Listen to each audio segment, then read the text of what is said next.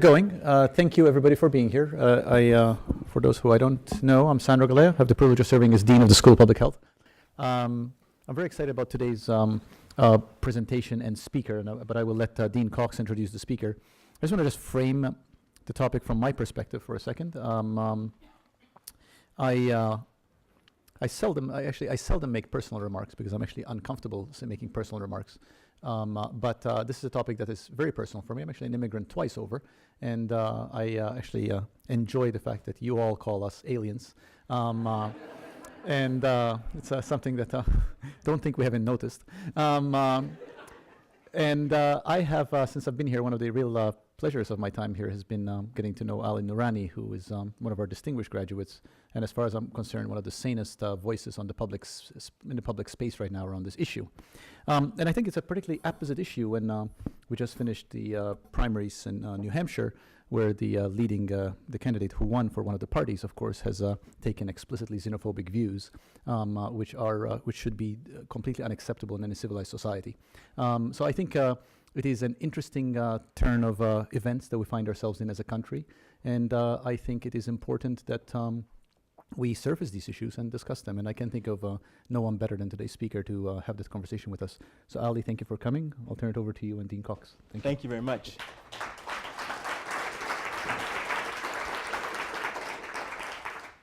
Good afternoon. I'm so very glad that you have come to another one of our seminar series. I want to let you know about two things that you must put in your calendar right now. The first is the event on February 18th. We're going to be talking about the open house, the safe houses that are going to be provided for individuals who are actively using opioids. Now, you know, this is a policy and a program that the Healthcare for the Homeless right across the street from us will be opening up. And it raises some very interesting conversations and thoughts for us of what's the role of the city, what is it that we should do? Should we do this at all? There are many people who believe it's the right thing. There's some who question whether it is the right thing. And clearly there's some questions about what's the role of the city as we think about putting this particular policy in place. So mark your calendar for February 18th. The second thing that I want to encourage you to mark your calendar for is our next symposium, which is going to be on April 6th, and it's going to be on health and human rights. We will also have some very fascinating individuals here, including the UN Special Rapporteur on torture and also the UN Rapporteur on rights to health. So mark your calendar, and we'll see you there. Today, our conversation is about immigration. Last night, I heard Donald Trump, I did listen, say that one of the things that he wanted to make certain that we did was to build the wall. And it's always disturbing when he says that, but it just points out the importance of the issue and the difficulty that we have with the issue. And I think that our presenter, our speaker, our guest today, Ali, is someone who has been thinking about this, who has been working on this particular issue, and who has a perspective on where are we as we think about immigration and immigration reform in this country right now. Ali is special to us because he's one of our graduates. He graduated in 1999. He's not that old. So he's actually a really young guy. I'm about to get myself in trouble. Keep going. We're gonna just back off all of this and all. But he's one of our graduates, and we're very glad that he is with us. After leaving the university, he worked for the Dorchester House and the Cartman Square Community Health Centers in being their director of public health. He then did some work with the city of Boston, looking at some issues around regional environmental health. And he followed that up working for MIRA, the Massachusetts Immigration and Reform Advocacy Coalition here in Massachusetts. Ali was with that organization in 2008 when he became the executive director of the National Immigrant Forum. And that's where he is now, thinking about and working on immigrant issues. Please welcome Ali.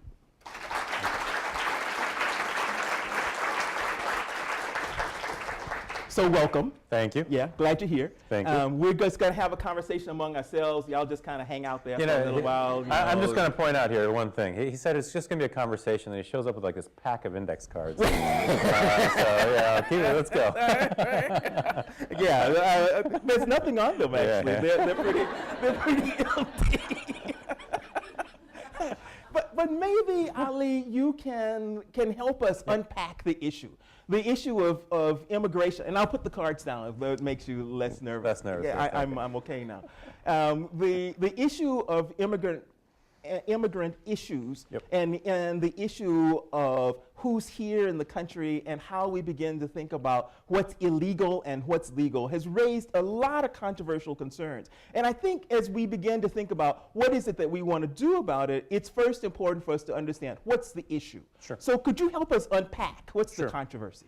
So the controversy, it's a uniquely American debate in that periodically over the course of our history, we have these moments of a real crisis, I think a crisis of identity, where as a nation we are wondering if we are a nation of immigrants. And Doris Meisner, who was the commissioner of the Immigration and Naturalization Service for President Clinton, put it really well in a meeting that I was in with her, and she said, immigration, to paraphrase, immigration is one of those things that we cherish only in retrospect.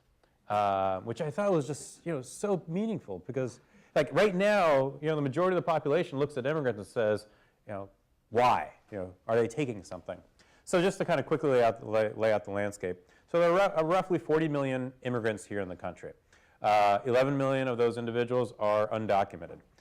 They are the part of the population that, are the flashpoint in the debate. Approximately 8 million are lawful permanent residents who are eligible to naturalize to become citizens today.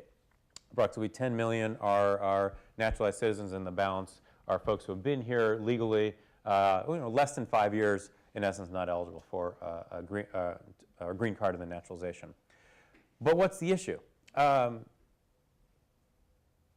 one level, the issue is what to do regarding the undocumented. We can talk about that more. Mm-hmm. At another level, the issue, Trump and Cruz and others will talk about this, is just the idea of immigration to the United States, whether a person is an immigrant or a refugee.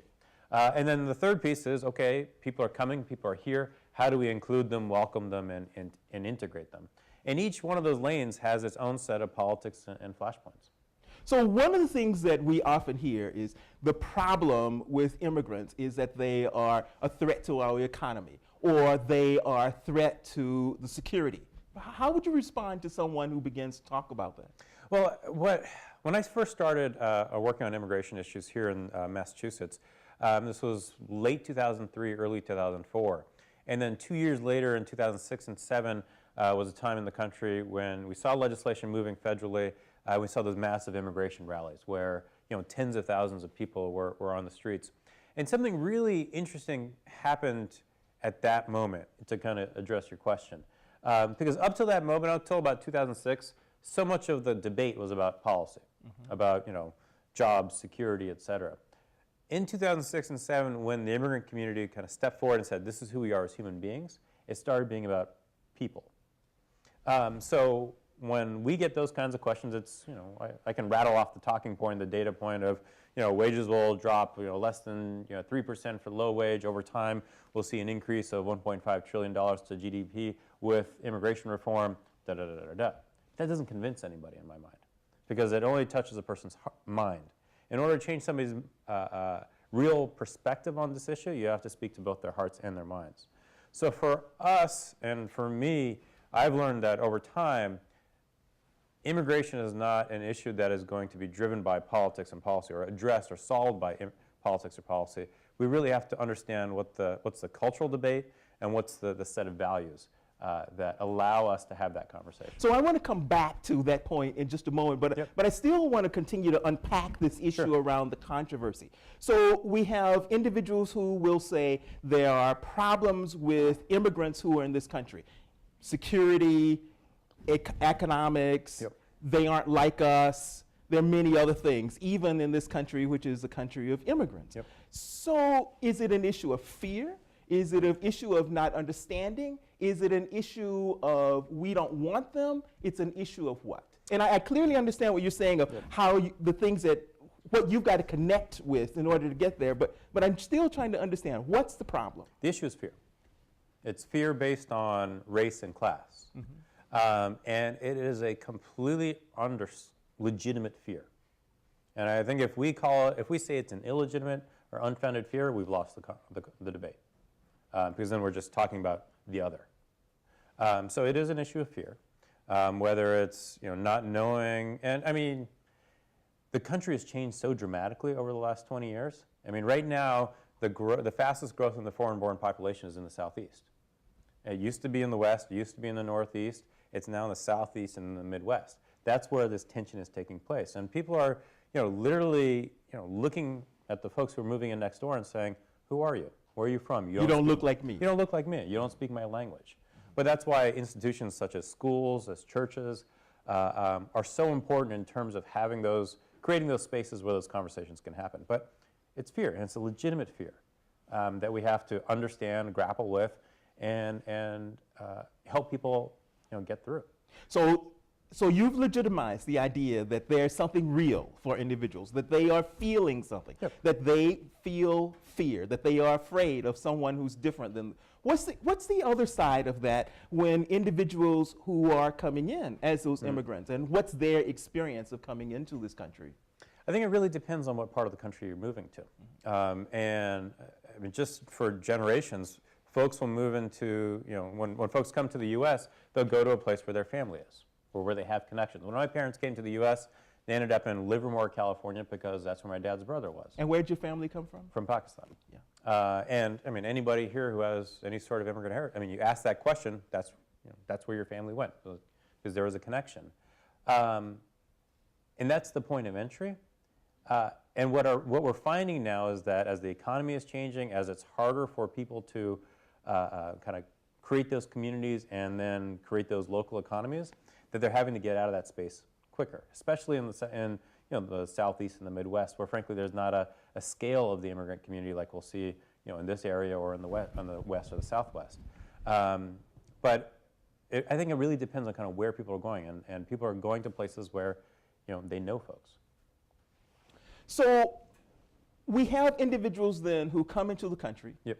You participated, for instance, in a film in looking at the concerns of undocumented people who are turning 18. Yep. Can you talk some more about what that was? Because I'm still trying to understand also what's the experience of people who come into the country. Sure. So that was the DREAM Act. People familiar with the DREAM? This is a piece of legislation to help undocumented youth who've been here a number of years to legalize their status. The experience for somebody who's coming into the country who is undocumented, let's say they are coming from Central America, fleeing violence at this point, to use a very real-time example. That means they are leaving El Salvador. They are putting their lives in the hands of a coyote to try to get through Mexico. And then they are getting to the U.S.-Mexico border and literally turning themselves into Customs and Border Patrol. They're not hiding for the most part. They're saying, here, I'm here, help me. I want to apply for refugee status or asylum status. Those individuals then are processed at multiple levels, and then one of a few things happen. They're released, and if it's an unaccompanied minor, they're released to a guardian or to a foster home, and they enter a court process. If it's a family, they may be detained in a detention facility in, frankly, the middle of nowhere, Texas, or they are released with an ankle bracelet with a notice to appear. But then what happens is that if the family, the individual is released into the public, they are then looking for work, they're looking for a home, and they're trying to navigate a completely different environment than they expected. Because most people are still coming here with this idea that America is a welcoming place, and that they can get a job, they can get a home, and you can make a go of it. And more we're hearing that when people are here, they're like, oh my, this is tough. And that's why those family networks, those community networks are so incredibly important. We just saw in the last couple of years a large number of youth, kids, Right. who were coming into the country. What's been the impact of bringing all of those kids into the country, or those kids now coming into the country? What's been the experience of communities as they've dealt with that particular concern? Well, I got to push back because you say all of those kids. How many of those kids? How many do you think that is? Tell me. 50,000 out of a country of over 300 million. So just the way you asked the question makes it clear that the media and frankly the opposition is framing this as like we're being invaded. Because when we say all of those kids, it triggers something. In reality, it's a very small amount of people coming into the country. But what happens is that it's a school district. Let's say it's a school district, and there's an article in the Post a couple days ago about a school district in suburban Washington in Maryland. And they were managing the influx of about 1,000 kids. Some were from Central America, others were from other places. But what's happening is that these school districts, whether it's because of this migration or just immigration in general, the numbers of languages that they're providing is increasing. The numbers of kids who are eligible for school lunches is increasing. But the amazing part about it is that there are examples where small towns are seeing this challenge and they're dealing with it in an incredibly constructive way. So there's a town in southern Illinois, Beardstown. I met with Dick Longworth, who was the Chicago Council for Global Affairs. He was a reporter for the Chicago Tribune for many years. And he wrote a book about, it's called Caught in the Middle. It's about the Midwest and the age of globalization. He told me the story about Beardstown, where they saw this massive influx of immigrants. And they had a choice as a town to say, okay, we don't want these folks here and they should leave, or they're here, what are we going to do? That small town ended up passing a bond to make sure that their schools were funded to make sure that they had an education they would prosper. And whether it's Beardstown, Illinois, or Storm Lake, Iowa, there are these kinds of examples in fast-changing cities and towns that, frankly, give me hope in light of a pretty ugly congressional and presidential debate. So let me ask you then about how the issue gets framed. Yep. Clearly, my Yeah, I'm going to take the index cards. okay, yeah. I have to look at them. There are notes on there. But clear, all right. So there are, when I think about the impact of the press then in helping to shape that, what is the perspective that you find with the press? Do you think that they're wrong? Do you think that they are shaping the argument? Do you think that they are doing what? Depends on what press you're reading. So if I can take a second to kind of describe our strategy. Sure. So at the Forum, the Forum has been around since 1982. We are a little bit unique in the immigration advocacy industrial complex in that we're one of the few shops that can really work left to right and local to national. And since 2010, we have really doubled down and zeroed in on the idea of engaging conservative and moderate constituencies in this conversation. So we have focused on the Southeast, the Midwest, and the Mountain West, where the politics are the toughest, where the communities are changing the fastest, and we've engaged faith, law enforcement, and business leaders. And it's been shorthanded as Bibles, Badges, and Business for Immigration Reform, and which is, on one hand, kind of a trite way to put it, but people see themselves in that very, very simple phrase of Bibles, Badges, and Business. And what we've learned through this work, to get to your question, is that a conservative voter in South Carolina is not reading the New York Times. In fact, if they see something in the New York Times, they'll automatically disagree with it. But they are going to read the Christian Post, they're going to read World Magazine, they're going to read the Washington Times, they're going to see Fox News. So there are parallel universes in the media, which I think, whether it's public health or immigration, we have done a really, really, really lousy job of understanding. So what we've tried to do is we've gotten to know those messengers, those constituency leaders, and the language that they understand and grapple with this issue. It's okay, where's your voice most effective? Yeah.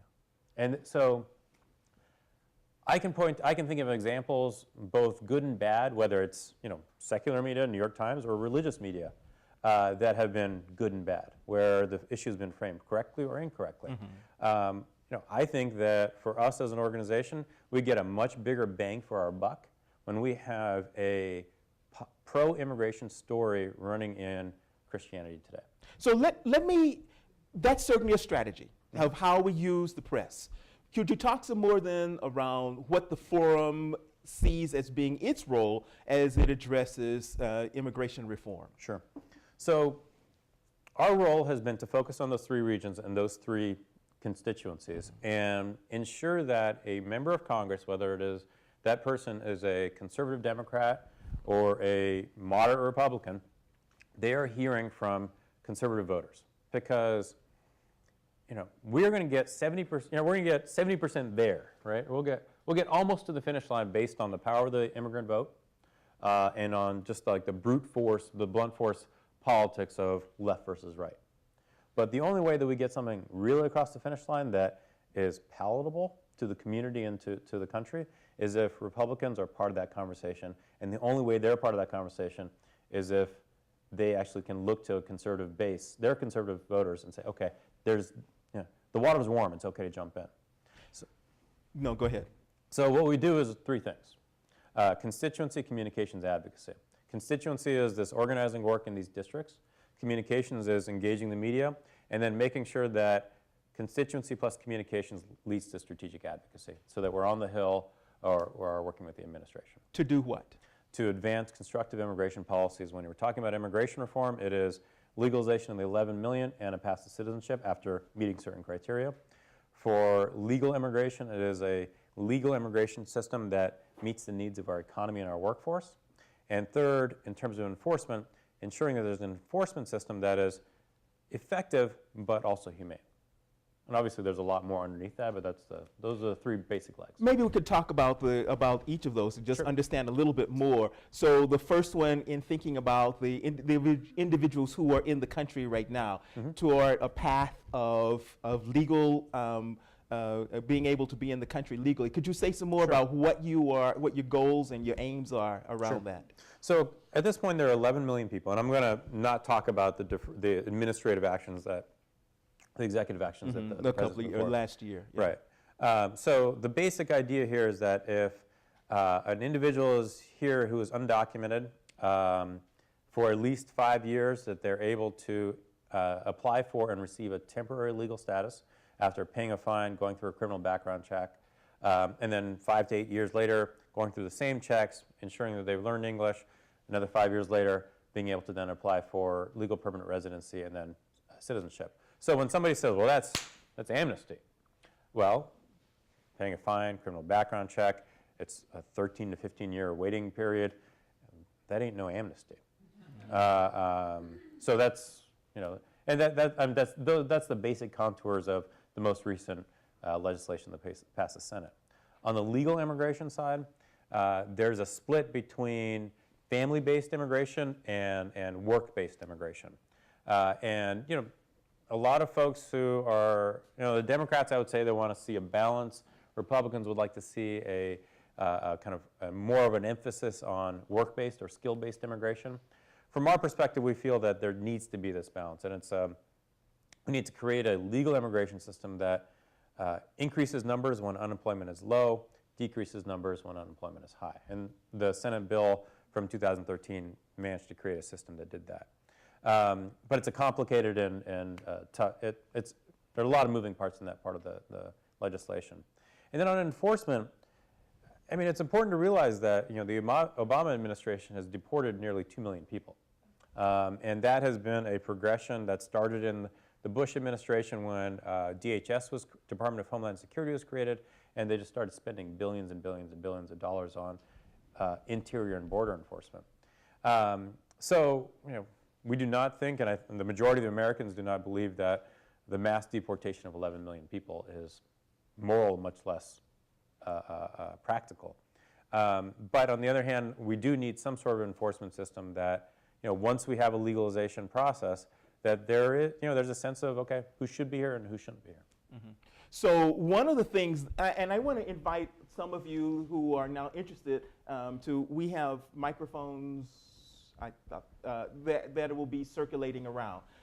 But before we get there, one of the one of the important pieces as we think about the organization that you have, because you started this when you first started talking, of how do you get people to be engaged in the conversation?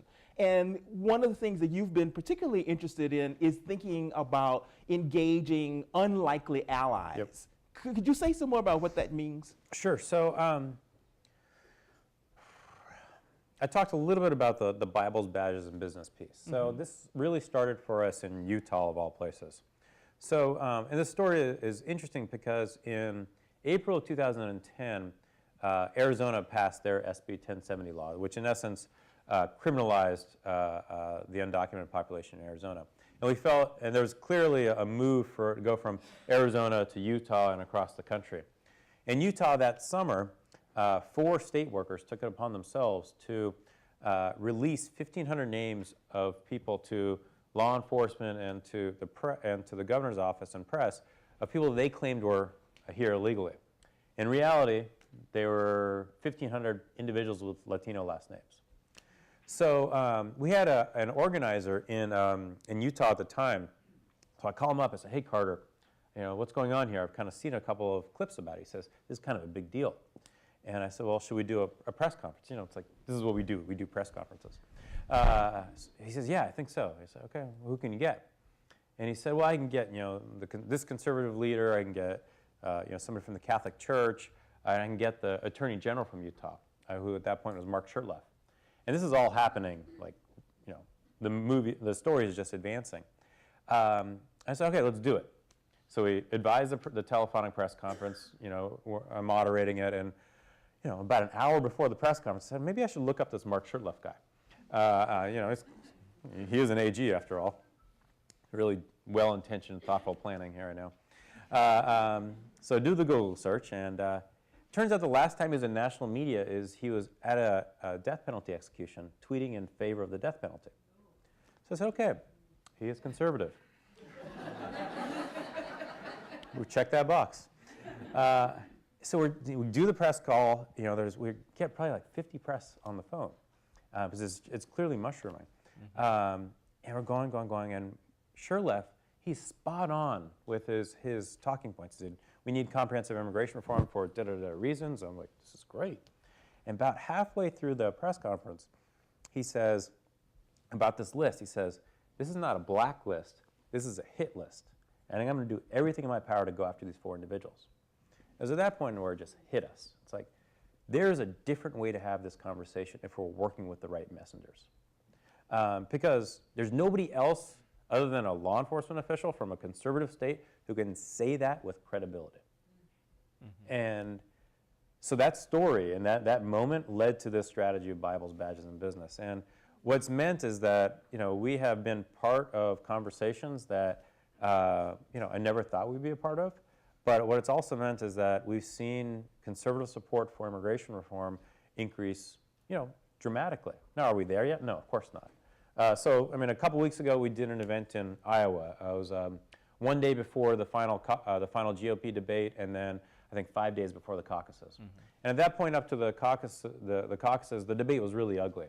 And we did this event in Davenport with the Quad City Chamber of Commerce, the Quad City Times, and the college there. Can't remember the name of the college. But we did this panel that had one sheriff from Iowa, a police chief from Iowa, a public safety director from Storm Lake, a pastor, somebody from Catholic Charities, and somebody from the Quad Cities Chamber. Watching this panel, they told their story of why immigrants and immigration were important to them from their perspective. Over the next 5 days, we saw local press and national press starting to identify that within conservative circles, there was actually a debate happening. This wasn't just Trump and Cruz defining who Republicans are on immigration. There were actually local leaders who were saying, you know what? This is important to us. We need a better way to talk about this, and we need better solutions. We saw the same dynamic to a certain extent in New Hampshire. And I'm not saying like the work is done and we're all the way there, but there are things happening locally, some of them that we're a part of directly, some of them that are just organic, that show that the country is changing, but people are grappling with the change in a really good way. So the idea of working with unlikely allies is a wonderful way of engaging in any particular topic. That there are people who are interested in the topic who may not have the same political beliefs as you, who may not look like you, who may not act like you, but who are also going to be very important in the conversation. Our kind of unofficial motto as an organization is to meet people where they are, just don't leave them there. I saw a hand.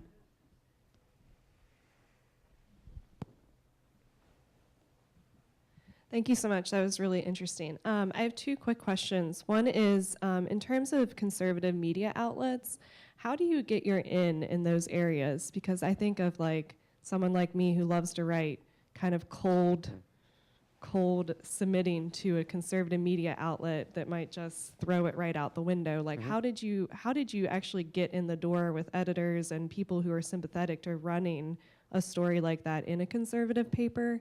And then my second question is, and this has a lot of ignorance in it because I don't know that much about this area, but one, I'm very pro-immigration. My mom is an immigrant, and one argument I've heard against immigration is that when people do become legalized because they're getting paid such miserable wages that, you know, if they go on to the systems of, you know, like welfare, like public housing, or, you know, that they'll, I guess, burst those systems or whatever. So what would be a proper response to that?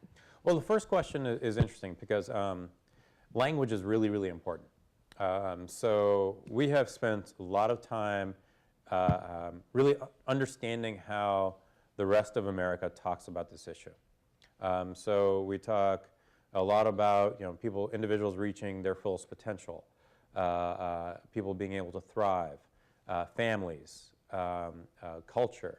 You know, we don't talk about fairness. We don't talk about equality. Not because we don't believe in them, but we just know that the audience we're trying to reach, that's not language that resonates. So I think getting in the door begins with understanding who the audience is, and then just, you know, kind of working every angle to be able to reach that editor or so that you're published in those spaces. But if you don't have the right language, you're not going to make the cut. In terms of the second question, you know, there's a lot of research out there that points to the fact that immigrants or lawful people here who are legally or even naturalized U.S. citizens utilize public benefits at a rate much lower than the native born. And I mean, this is the challenge here, because you can have that conversation based on data, but somebody's always going to have an opposing data set, right? They're always going to have, you know, another fact to dispute your fact. So the way we'll talk about it is that people are contributing. They are paying taxes, they're contributing to the economy in X, Y, and Z ways, and they're helping their neighbors and the local businesses in their communities to thrive as well. And imagine the reverse, where if they didn't exist, if those buyers and workers didn't exist. So I mean, you have to couch it in some amount of data, but it's also the experience that people have and being able to tie it to that experience. There's another part of that question that goes to another point that says they're taking our jobs. How do you respond to that? So a lot of that will come up in terms of the folks, the undocumented community. So we believe, and this is based on conversations with the immigrant community, looking at the data, and then conversations with employers, is that by legalizing the 11 million people who are here, you're leveling the playing field. Because right now, the unscrupulous employer is able to exploit the undocumented worker, push down their wages, take away their rights on the work site, and therefore exploit the native-born worker and the employer who's trying to play by the rules. So the only person who's winning right now in the status quo is the crooked employer who has no morals or ethics and is willing to push down the wages and the rights of the undocumented and therefore everybody else. So if you level the playing field by making sure everybody has legal status, in fact requiring legal status, then folks are paying taxes, they're paying a fair wage, and people are able to compete for the same job at the same wage. I saw other hands. Yes. Can you just define undocumented, and does it include overstay? Yes. So of the 11 million people at this point, just over 40% of those individuals have overstayed a visa. They have overstayed a tourist visa, a student visa, a work visa, and recent data from Pew showed that the majority of visa overstays are from Canada.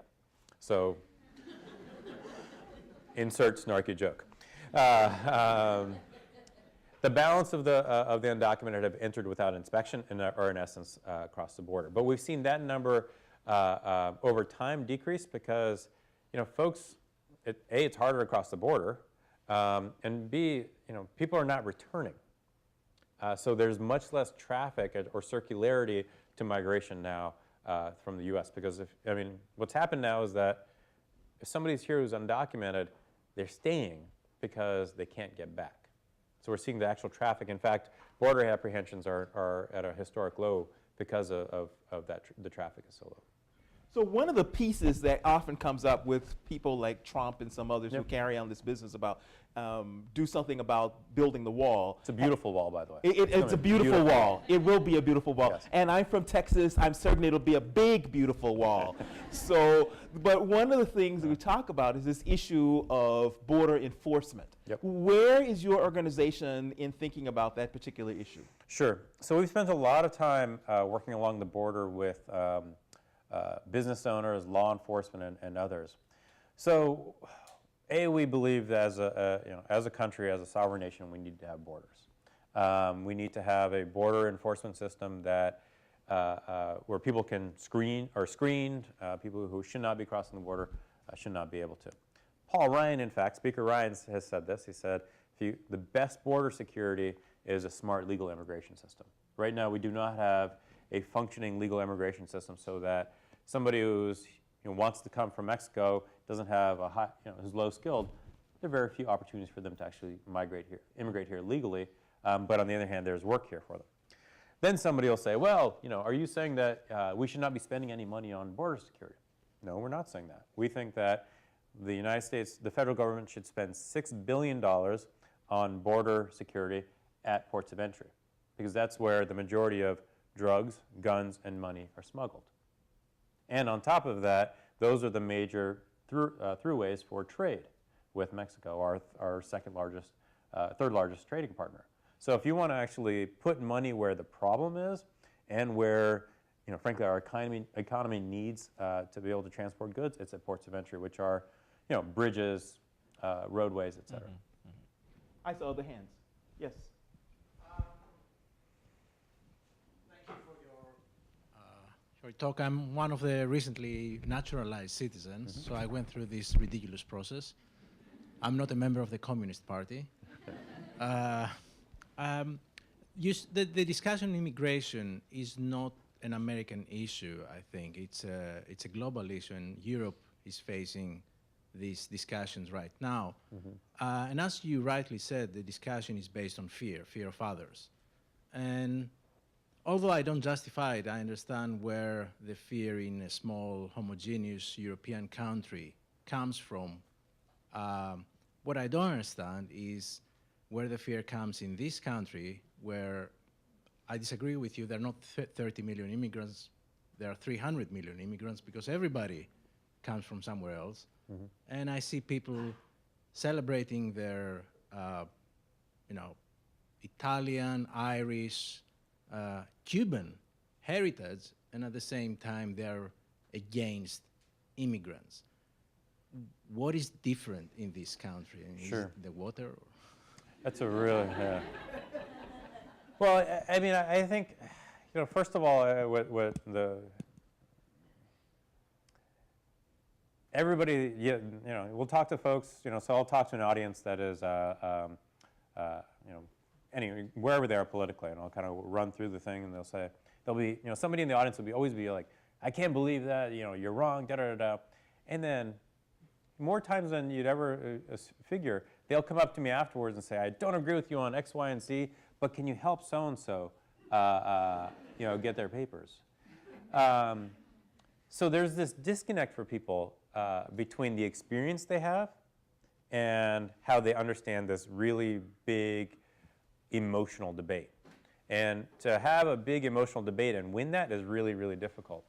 And I think what's underneath it, quite frankly, is the rule of law. I think the immigration debate today is couched is couched in the terms of those people are breaking the law, and they shouldn't be able to get away with that. And we have to be able to help people understand that Yes, they broke the law, but we need to actually fix the law in order to move forward as a country. You know, the mass deportation of 11 million people does not solve the problem. But I think that's the emotional undercurrent here, is that there's as a nation, we believe in the rule of the law, in the rule of law, and this isn't working, and why isn't it working? And that's where a lot of this frustration and anger comes from. So Ali, one of the interesting things about you, and you and I have known each other for a long time. Back when I was young. Yeah. And I was not as old. So you are an advocate, and you have been an advocate for a long time. Your work is as an advocacy organization.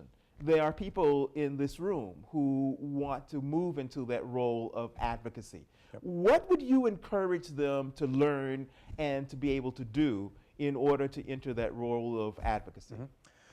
Well, I would say, I mean, first of all, take advantage of internship opportunities, and figure out and take the time to figure out what issues you care about and how you want to engage in them. And don't, I mean, in my career, I've gone from environment to public health, now to immigration. It's not a linear track in any way, shape, or form, but I just knew coming out of BU is that I knew that I had developed a skill set, and I wanted to make sure that I and the people I was working with were asking the right question. That's kind of why I came to get a master's in public health, and that's what has always been in my mind. So take the time to figure out what issues you care about, what are the dynamics you care about. Make sure your communication skills are spot on. I mean, for us, when we're hiring, that's the biggest thing. Can you write? And if you can write and you can get published, that's priceless. And get out there and meet people. And that goes back to internships. That goes back to events here in the region, nationally at conferences, and be relentless about creating a network so that folks understand what you're interested in, and more importantly, you understand what they're interested in. Can you talk a little bit about your trajectory of sure. how you moved and how you got interested and how you have now become the young man that you are now? We're going to stick on this young thing for a while. So at the health centers, and I got to say, if you have an opportunity to work at a community health center, jump at it. I think they're incredibly important and valuable institutions where it doesn't matter what you're doing, you're going to learn a whole lot. And they're organizations that I think play a really, really incredible role. So when I was at the health centers, I was running all their public health programs. I was ranging from HIV/AIDS services to maternal health to youth development, environment, et cetera.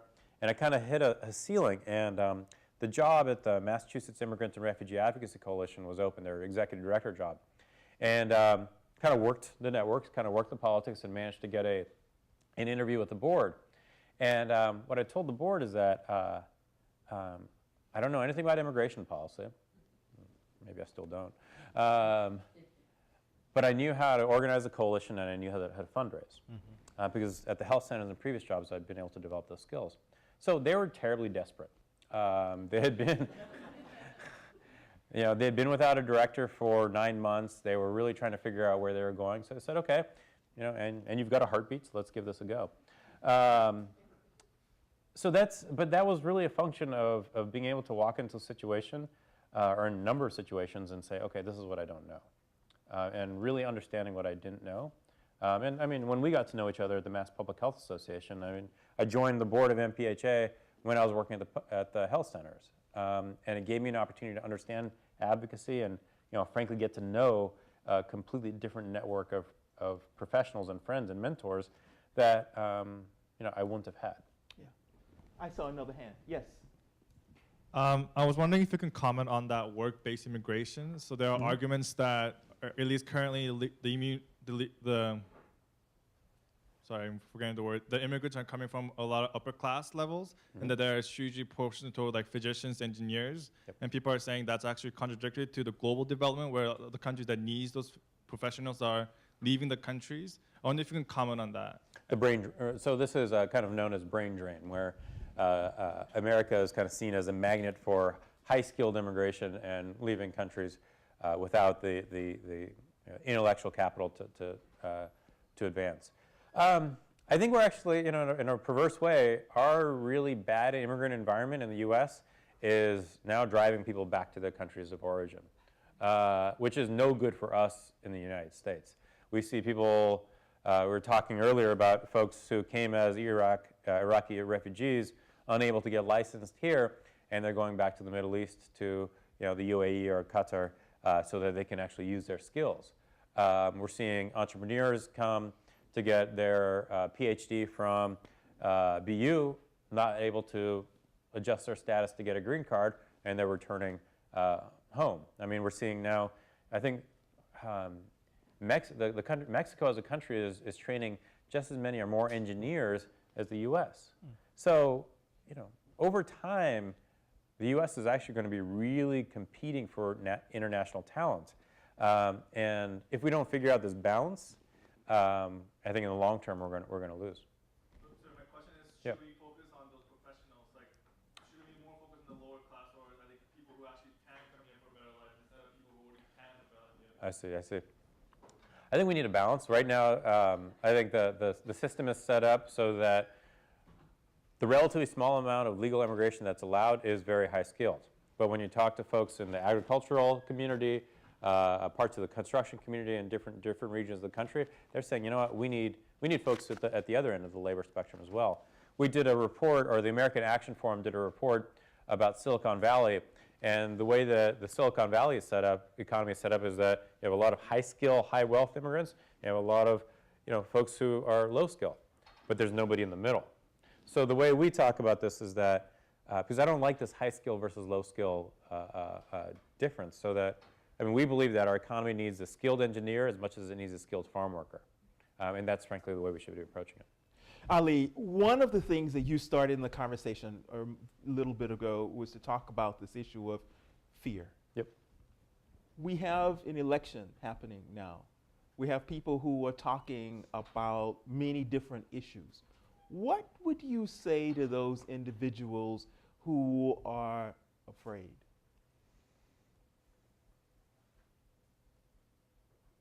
That's a tough question, Harold. Was that on the index card? So I don't think there's a whole lot that I can say to a conservative native-born voter who's afraid. I don't think there's a lot I can say. But there's a lot that their pastor, their police chief, or the business owner that they respect can say. So it takes, I think, for organizations, for advocates, it takes a level of kind of self-esteem to be able to say, you know what, I'm not the best messenger here. There's somebody else that individual, that voter is going to trust a lot more than me. And that's, I think, the way that we have to be able to find those individuals, those leaders, and create the spaces where they're able to tell that story of, this is why it's okay to be afraid, but this is why the fear can be, we're going to address your fear. So clearly talking about this issue around working with unlikely allies. Yep. I read someplace that Speaker Ryan has said that he's not going to work with the president regarding, I don't know if he's worked with the president on anything, but he says he's not going to work with the president on immigration issues. Is that troublesome? No, I think that's real politic. I think for Speaker Ryan, who I think his heart is in the right place on this issue, for him to bring up immigration in 2016 does nothing other than incite the folks who are at the extreme fringe of the Republican Party right now in Congress. I think that over the course of 2016, we're going to see an evening out of the debate, I hope, because at some point the Republicans will pick a nominee. That nominee will realize that the only way that they get to the White House and beat whoever's nominated on the Democratic side is that if they are able to pivot to the middle. And the presidential race will come down to probably somewhere between 5 and 10 states. Those states will include Nevada, Colorado, Florida, Virginia. Those 4 states will swing based on the direction of the immigrant vote, and that immigrant vote will look to the candidates and say, okay, where are you on the issues that we care about? Immigration reform, jobs, economy, health. One last question for you. couple of weeks or so, shortly ago, we had a presenter who came to us and gave us some pretty startling information about who's voting. Yep. And we learned that lots of young people are not voting. You are an advocate. You are someone who is thinking about this one particular issue, but this issue could be any number of other issues as well. What would you say to an audience like this one of young people, or a broader audience of young people, about the importance of being involved in the system and of voting? Right now, there's a feeling that what happens in Washington has no impact on your life, right? But it has an incredible impact, either whether something happens or doesn't happen. And I think that people have to vote their self-interest. And when you go into that booth, understand what your self-interest is and vote accordingly. And if you're trying to engage somebody else, you have to understand what their self-interest is. Because if you don't understand that, whether it's fear or jobs or something else, you're never going to convince them. Ali, I am so very proud to know you. Thank you. Thank you for coming today. Thank you.